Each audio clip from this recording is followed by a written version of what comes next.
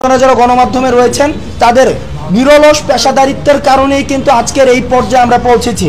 সুতরাং জবাবদিহিতার জায়গায় গণমাধ্যম ব্যক্তিকে নয়, বরং যিনি তার পজিশনকে হোল্ড করবে, আপনারা, আমি বিশ্বাস করব আপনারা এই পজিশনকে প্রশ্ন করার ক্ষমতা সবসময় আপনারা অব্যাহত রাখবেন।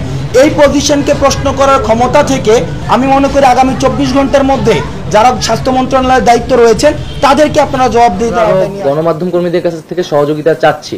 সেই সময় অনেক ফুটেজ, অনেক তথ্য কিন্তু আপনাদের কাছে আছে, হয়তো আপনারা সেই সময় প্রকাশ করতে পারেননি। এই সময় কিন্তু এটা খুবই গুরুত্বপূর্ণ, কারণ তদন্ত চলবে, শুরু হয়ে গেছে বিভিন্ন ধরনের আন্তর্জাতিকভাবেও এবং দেশীয়ভাবেও বিচার প্রক্রিয়া শুরু হয়ে গেছে, এবং এটা তো আসলে আমাদের একটা ন্যাশনাল মেমোরিরও বিষয়। তো সেই তথ্য উপাত্তগুলা আপনারা যদি আমাদের কাছে সরবরাহ করেন বা সংশ্লিষ্ট কর্তৃপক্ষের কাছে, সেটি আমাদের জন্য ভালো হবে। এবং আপনাদের কাছে আরও একটি রিকোয়েস্ট থাকবে যে আমরা এই মুহূর্তে যে ক্রাইসিসটা ফিল করতেছি, যে আহতদের পাশে দাঁড়ানো, সেই সঠিক তথ্যটা আমরা হয়তো পাচ্ছি না বা পেতে দেরি করছি, সেই জায়গায় আপনাদের সহযোগিতা আমরা আশা করছি।